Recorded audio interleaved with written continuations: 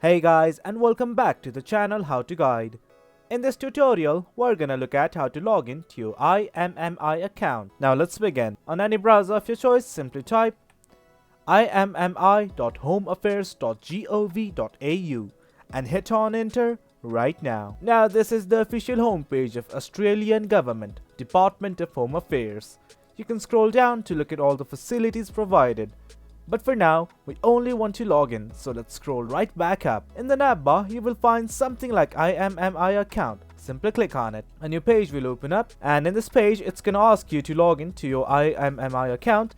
You should enter your username and password. Simply enter both of them. Once everything's alright, click on this login button right here.